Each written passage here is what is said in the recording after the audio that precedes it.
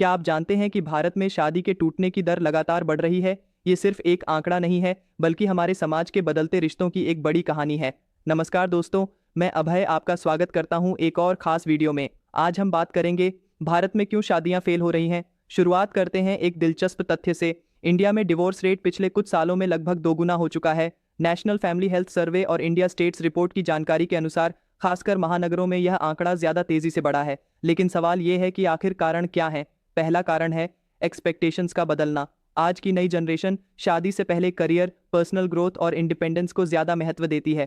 पुराने जमाने के मुकाबले अब लोग शादी को सिर्फ सोशल प्रेशर की वजह से नहीं करते, बल्कि जेन्युइन कंपैटिबिलिटी और अंडरस्टैंडिंग चाहते हैं। जब ये एक्सपेक्टेशंस पूरी नहीं होती तो रिश्ते में दरार आना लाजिमी है। दूसरा कारण है कम्युनिकेशन गैप। अक्सर कपल्स अपने बीच खुलकर बात नहीं कर पाते, जिससे मिसअंडरस्टैंडिंग्स बढ़ जाती हैं। साथ ही सोशल मीडिया और डिजिटल दुनिया भी रिश्तों में नकारात्मक प्रभाव डाल रही है। जेलसी, मिसट्रस्ट और गलतफहमियां आम बात हो गई हैं।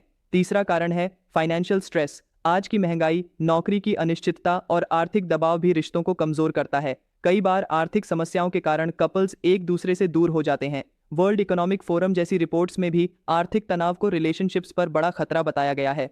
चौथा कारण है सोसाइटल प्रेशर्स और इंटरफियरेंस।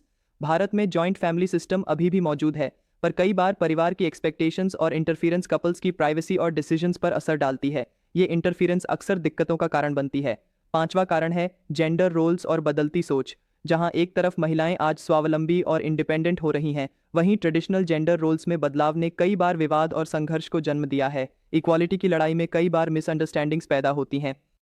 छठा और बहुत महत्वपूर्ण कारण है लैक ऑफ कंपैटिबिलिटी और इमोशनल कनेक्ट। शादी के पहले दौर में जो बातें नजर नहीं आती, बाद में वो रिश्ते में दरारें डालती हैं। सिर्फ फिजिकल अट्रैक्शन या सोशल स्टेटस से शादी करना अब काम नहीं करता। अब सवाल उठता है कि इन समस्याओं का समाधान क्या है। पहला, कपल्स को ओपन कम्युनिकेशन पर जोर देना होगा। दूसरा, समाज को भी समझना होगा कि हर रिश्ता अलग होता है और उसमें बाउंड्रीज का सम्मान जरूरी है। तीसरा, मेंटल हेल्थ और काउंसलिंग की इंपॉर्टेंस को स्वीकार करना होगा। चौथा, एजुकेशन सिस्टम में रिलेशनशिप एजुकेशन को शामिल करना चाहिए, ताकि नई पीढ़ी बेहतर समझ से अपने रिश्ते संभाल सके। भारत में शादी सिर्फ दो इंसानों का मिलन नहीं, बल्कि दो परिवारों का मेल भी होता है। इसलिए जरूरी है कि हम अपने पुरखों के अनुभवों से सीखें और नए दौर के चैलेंजेस को समझकर रिश्तों को मजबूत बनाएं। दोस्तों, एक महान कहावत है, शादी वह पुल है जो दो आत्माओं को जोड़ता है। उसे मजबूत बनाने के लिए समझदारी और प्रेम चाहिए।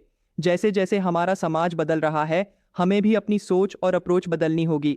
अगर आपको यह वीडियो पसंद आया हो तो कृपया लाइक करें, चैनल को सब्सक्राइब करें और नीचे कमेंट में बताएं कि आपके हिसाब से शादी के टूटने की सबसे बड़ी वजह क्या है। आपके विचार आने वाले दर्शकों के लिए भी महत्वपूर्ण होंगे। आपके कीमती समय और भरोसे के लिए धन्यवाद। मिलते हैं अगले वीडियो में एक और दिलचस्प विषय के साथ। अंत में एक सवाल, क्या आप सोचते हैं कि आज की जनरेशन के लिए अरेंज्ड मैरिज सही विकल्प है या लव मैरिज? अपनी राय कमेंट में ज़रूर लिखें। जय हिंद।